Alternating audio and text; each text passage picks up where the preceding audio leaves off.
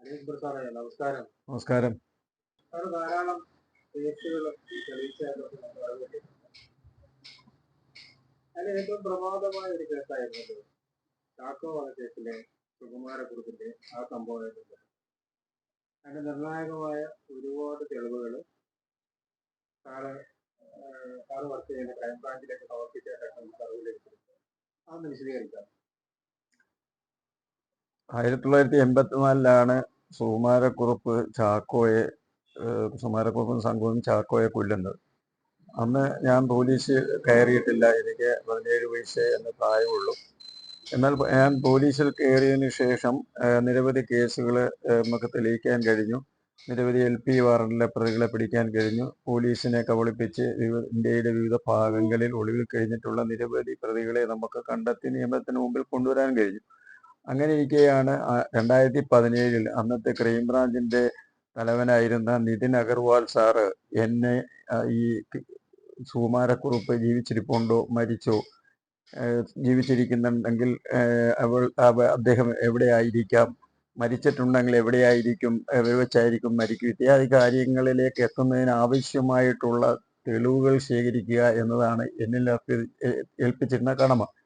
അതനുസരിച്ച് ഞാൻ വളരെ വിശദമായ ആ കേസിന്റെ സംഭവകാലം മുതൽ ഇങ്ങോട്ടുള്ള നാൾവരികൾ, സുകുമാരക്കുറുപ്പിനെയും സംഘത്തെയും സഹായിച്ചിട്ടുള്ളവർ, അവരെ രക്ഷപ്പെടാൻ സഹായം ചെയ്തിട്ടുള്ളവർ, ആ കേസിന്റെ ഇൻവെസ്റ്റിഗേഷനിൽ വന്നിട്ടുള്ള പഴുതുകൾ, ആ ഇൻവെസ്റ്റിഗേഷൻ കണ്ടക്ട് ചെയ്തപ്പോൾ പോകേണ്ടിയിരുന്ന റൂട്ടുകളിൽ പോകാതിരുന്നതിനെ സംബന്ധിച്ചും എൻ്റെ അന്വേഷണ രീതികൾ വെച്ച് രഹസ്യമായും പരസ്യമായിട്ടും നിരവധി മേഖലകളിൽ സഞ്ചരിച്ച് ഞാൻ നടത്തിയ അന്വേഷണത്തിൽ ഈ കേസുകളിൽ അന്ന് സുകുമാരക്കുറുപ്പിനെ രക്ഷപ്പെടുന്നതിന് വേണ്ടി ഒരുപാട് സഹായങ്ങൾ ചെയ്തിട്ടുള്ള നിരവധി ഘടകങ്ങൾ നമ്മൾ മനസ്സിലായി. ആ കേസിന്റെ ആദ്യകാലം മുതൽ തന്നെ ഉള്ള ഇൻവെസ്റ്റിഗേഷനിൽ കുറച്ചുകൂടി ജാഗ്രത പുലർത്തിയിരുന്നുവെങ്കിൽ സുകുമാരക്കുറുപ്പിന് ഇവിടുന്ന് അബ്സ്കോണ്ടിങ് ആകാൻ പറ്റില്ലായിരുന്നു എന്ന് ബോധ്യപ്പെട്ടു. തുടർന്ന് സുകുമാരക്കുറുപ്പിന്റെ വീട്ടിലും പരിസരങ്ങളിലും അന്വേഷിച്ചതിലും രഹസ്യമായി വിവരങ്ങൾ ശേഖരിച്ചതിൽ നിന്നും നിരവധി ആളുകളെ കണ്ട് മൊഴികളെടുത്തതിൽ നിന്നും സുകുമാരക്കുറുപ്പ് മരിച്ചതായി തെളിയിക്കാൻ കഴിയുന്ന യാതൊരു എവിഡൻസുകളുമില്ല. സുകുമാരക്കുറുപ്പിന്റെ മുൻകാല ജീവിതശൈലിയും അദ്ദേഹത്തിന്റെ കുടുംബാംഗങ്ങളുടെ ജീവിത രീതികളും എല്ലാം ഞാൻ പഠിച്ചതിൽ നിന്നും സുകുമാരക്കുറുപ്പ് എവിടെയോ ജീവിച്ചിരിക്കാൻ സാധ്യതയുണ്ട് എന്ന് മനസ്സിലാക്കി മുൻകാല ഇൻവെസ്റ്റിഗേഷനിൽ ലഭ്യമല്ലാതിരുന്ന പല കാര്യങ്ങളും കണ്ടെത്തി അദ്ദേഹത്തിന്റെ സ്വത്തുക്കൾ പലയിടത്തും കിടക്കുന്നത് കണ്ടെത്തുകയും അതിന്റെ അടിസ്ഥാനത്തിൽ ഇന്നത്തെ ആധുനിക ശാസ്ത്ര സാങ്കേതിക വിദ്യ ഉപയോഗപ്പെടുത്തിയാൽ ലോകത്തിന്റെ വിവിധ ഭാഗങ്ങളിൽ അദ്ദേഹത്തിനുള്ള കണക്ഷനെ തെളിയിക്കുന്ന, അതിലേക്ക് എത്താൻ കഴിയുന്ന നിരവധി തെളിവുകൾ ശേഖരിച്ചാണ് ഞാൻ ക്രൈംബ്രാഞ്ച് ഹെഡ്ക്വാർട്ടേഴ്സിൽ ഒരു റിപ്പോർട്ട് നൽകിയത്. പക്ഷേ ദൗർഭാഗ്യം എന്ന് പറയട്ടെ, ആ റിപ്പോർട്ട് നൽകിയ സമയത്ത് തന്നെ എന്നെ ചുമതലപ്പെടുത്തിയ ഉദ്യോഗസ്ഥനെ അവിടുന്ന് സ്ഥലം മാറ്റുകയും തുടർന്ന് എന്നെയും എന്നോടൊപ്പം ഉണ്ടായിരുന്ന ശാന്തിയെയും അവിടുന്ന് സ്ഥലം മാറ്റുകയും ചെയ്തു. എങ്കിലും കൊടുത്ത റിപ്പോർട്ടുകൾ വീണ്ടും ഈ സേനയ്ക്ക് മുതൽക്കൂട്ടാകുമെന്ന് കരുതി വീണ്ടും ഞാൻ ആ റിപ്പോർട്ട് പോലീസ് ഹെഡ്ക്വാർട്ടേഴ്സിൽ സമർപ്പിക്കുകയും അതിനെ തുടർന്ന് എന്തെങ്കിലും അന്വേഷണം നടത്തിയിരുന്ന് കണ്ടെത്തിയാൽ നല്ലതായിരിക്കും എന്ന ഒരു ചിന്തയിൽ പലരെയും ഞാൻ സമീപിച്ചിരുന്നു.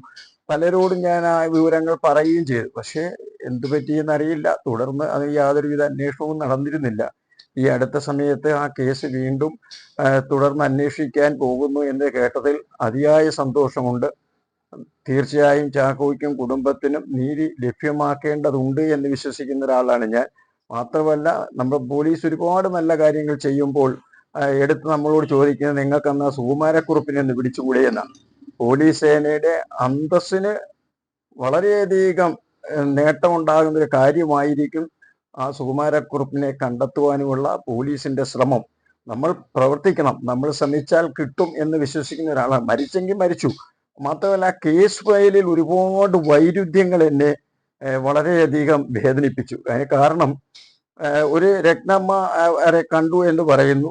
അത് കഴിഞ്ഞ് 2 വർഷം കഴിഞ്ഞാണ് രത്നമ്മയുടെ കത്ത് അവിടെ കിടന്നപ്പോൾ അതെടുത്ത് നോക്കിക്കൊണ്ട് പോയതെന്ന് പറയുന്നു. രത്നമ്മ കണ്ടപ്പോൾ തന്നെ സിവിയർ അറ്റാക്ക് ആയിരുന്നു, 1 ദിവസത്തിൽ കൂടി മരിച്ചു പോകും എന്നാണ് രത്നമ്മ പറഞ്ഞതെന്ന് പറയുന്നു. അതിനുശേഷം കേസ് ഫയൽ തന്നെ അന്വേഷിച്ച് നോക്കുമ്പോൾ 90-ൽ മരിച്ചു എന്നാണ് വരുന്നത്. ആ രത്നമ്മ കണ്ട് വർഷങ്ങൾക്ക് ശേഷം അന്വേഷിക്കാൻ ചെന്ന ഉദ്യോഗസ്ഥന്മാര് അവിടുന്ന് കേസ് ICUവിൽ നിന്ന് അവിടുത്തെ ഹിസ്റ്ററി ഷീറ്റും എടുത്തുകൊണ്ട് പോയി. ആ പറയുന്ന കേസ് ഫയലിൽ തന്നെ വീണ്ടും 8-9 ആശുപത്രികളിൽ മാറി മാറി വന്നു എന്ന് പറയുന്നു. ഛത്തീസ്ഗഡ് എന്ന് പറയുന്ന സംസ്ഥാനത്ത് വെച്ചാണ് ആദ്യം കാണുന്നത്. അതിനുശേഷം ഒറീസയിൽ പോകുന്നു, പിന്നെ ബംഗാളിൽ പോകുന്നു, വീണ്ടും ബംഗാളിൽ നിന്ന് ബീഹാറിൽ വരുന്നു. അങ്ങനെ പല സംസ്ഥാനങ്ങളിലും ഈ സിവിയർ അറ്റാക്ക് ഉള്ള ആള് ഓടി നടന്നു എന്ന് പറയുന്നതിലൊക്കെ ഒരുപാട് അതിശയോക്തി എന്നിലുണ്ടായി. തുടർന്ന് അദ്ദേഹം നാരായൺപൂർ എന്ന് പറയുന്ന ആശുപത്രിയിൽ OP-യിലാണ് വന്നത്. ആ OP-യിൽ നിന്ന് വന്നിട്ട് അദ്ദേഹം സിവിയർ അറ്റാക്ക് തന്നെ, വർഷങ്ങൾക്ക് മുമ്പ് സിവിയർ അറ്റാക്ക് വന്ന ആളായി ഈ ഓടി ഓടി നടക്കുന്നതായി കേസ് കിട്ടി കാണുന്നത്.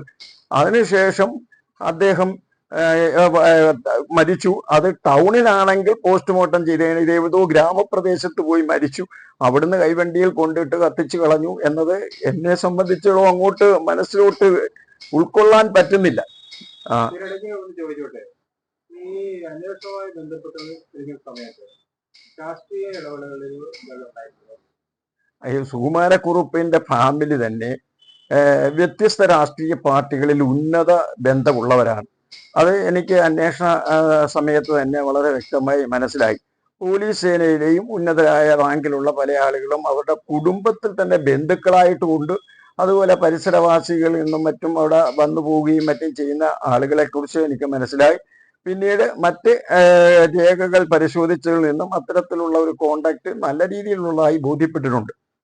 എന്തായാലും പുതിയ ഗവൺമെന്റ് വന്നതിന് ശേഷം പുനരന്വേഷണം നടത്തുന്നു എന്ന് ആഭ്യന്തര വകുപ്പ് മന്ത്രി തന്നെ പറഞ്ഞതായി നമ്മൾ ശ്രദ്ധയിൽപ്പെട്ടിട്ടുണ്ട്. എന്തായാലും അരിസാറിന് നിർണായക തെളിവുകൾ ഗവൺമെന്റിലേക്ക് സമർപ്പിക്കാൻ കഴിയട്ടെ എന്ന് ആശംസിക്കുകയാണ്. ഈ അന്വേഷണത്തെ കുറിച്ച് പ്രത്യേകിച്ച് മറ്റെന്തെങ്കിലും പറയാനായിട്ടുണ്ടോ? എനിക്ക് എന്റെ വിശ്വാസത്തില് ഇപ്പോൾ അത് പുനരന്വേഷിക്കാൻ ബഹുമാനപ്പെട്ട ആഭ്യന്തരമന്ത്രി മുൻകൈ എടുത്ത് കേരള പോലീസിന് ഒരു വലിയ മുതൽക്കൂട്ടാകും. അങ്ങയുടെ ഡിഗ്നിറ്റിക്കും ഭയങ്കര മുതൽക്കൂട്ടാകും.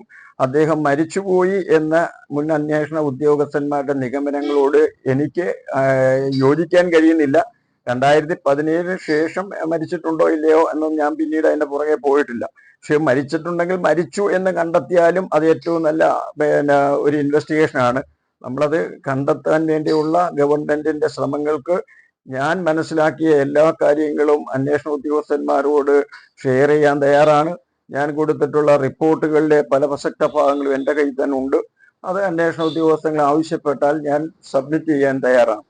ഇപ്പോഴും നിലവിലെ അന്വേഷണത്തിന്റെ അന്വേഷണ റിപ്പോർട്ടുകളെല്ലാം സാറിന്റെ ഇപ്പോഴും നിലവിലുണ്ടെന്നാണ് പറയുന്നത്. അതെ അതെ, സുകുമാരക്കുറുപ്പ് ജീവിച്ചിരിപ്പുണ്ടെങ്കിലോ മരിച്ചെങ്കിലോ അത് മനസ്സിലാക്കാൻ ശാസ്ത്രീയ സാങ്കേതിക വിദ്യ ഉപയോഗിക്കാൻ ഉതകുന്ന തരത്തിലുള്ള എവിഡൻസുകൾ എൻ്റെ കൈവശമുണ്ട്. അപ്പൊ അത് ഈ പുതിയ സർക്കാർ വന്നതിന് ശേഷം ഈ പുനരന്വേഷണം നടക്കുമ്പോൾ ആവശ്യപ്പെട്ടാൽ ഈ രേഖകൾ സമർപ്പിക്കാൻ തയ്യാറാണ്. തീർച്ചയായും ഒരു പോലീസ് ഉദ്യോഗസ്ഥന നിലയിൽ നമ്മളിൽ അർപ്പിതമായ കടമയാണല്ലോ അത്. ഈ സമൂഹത്തോട്, മരിച്ച ചാക്കോയുടെ കുടുംബത്തോട് ഒക്കെ നീതി പുലർത്തുവാൻ അത് കൊടുക്കാൻ നമ്മൾ തയ്യാറാണ്. ഇപ്പോൾ ഈ കേസിന്റെ അന്വേഷണം പുതുതായി നടക്കുന്നു എന്നറിഞ്ഞാണ് ചില മാധ്യമപ്രവർത്തകരും ഒക്കെ എന്നെ സമീപിച്ചപ്പോൾ ഞാൻ അതിനെ സ്വാഗതം ചെയ്യുകയാണ് ചെയ്തത്. പക്ഷേ ഏതൊരു വ്യക്തിയെക്കാളും ആ പുനരന്വേഷണം നടക്കുന്നില്ല, തുടരന്വേഷണം നടക്കുന്നു എന്ന് പറഞ്ഞതിൽ എനിക്ക് അതിയായ സന്തോഷമുണ്ട്. എന്തായാലും ചാക്കോയ്ക്ക് നീതി ലഭിക്കണം. സുകുമാരക്കുറുപ്പ് ജീവിച്ചിരിപ്പുണ്ടെങ്കിൽ അദ്ദേഹത്തിനെ കണ്ടെത്തണം.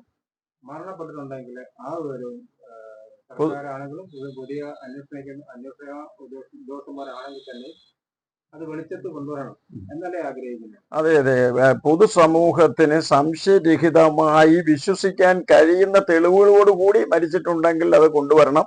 അതല്ല ലോകത്തെവിടെയെങ്കിലും ജീവിച്ചിരിക്കുന്നുവെങ്കിൽ അതിന് അതുമായി ബന്ധപ്പെട്ട സുകുമാരക്കുറുപ്പുമായി ബന്ധപ്പെട്ട സമസ്ത മേഖലയും ശാസ്ത്ര സാങ്കേതിക വിദ്യയുടെ സഹായത്തോടു കൂടി പരിശോധന നടത്തി വ്യക്തമാക്കണം. ഓക്കെ, ഇത്രയും നേരം എൻ്റെ ഈ പ്രോഫിറ്റ് ചാനലിന് വേണ്ടി അഭിമുഖം നടത്തിയത് ബഹുമാനായ retired police officer Shri Ali Abdul സാറാണ്. അദ്ദേഹത്തിനും കുടുംബത്തിനും എല്ലാവിധ ഭാവങ്ങളും നേരുകയാണ്. അതോടൊപ്പം തന്നെ ഈ അന്വേഷണം നല്ല രീതിയിൽ നടക്കണമെന്നും ആഗ്രഹിക്കുന്നു. കേരള സമൂഹം ഏറ്റവും കൂടുതൽ ശ്രദ്ധ നേടിയ ഒരു കേസായിരുന്നു ഈ ചാക്കോ കേസ്. അതുമായി ബന്ധപ്പെട്ടുള്ള കാര്യങ്ങൾ ഇപ്പോൾ നടന്നുകൊണ്ടിരിക്കുകയാണ്. എല്ലാവിധ ആശംസകളും അറിയപ്പെട്ടാൽ നേരുകയാണ്.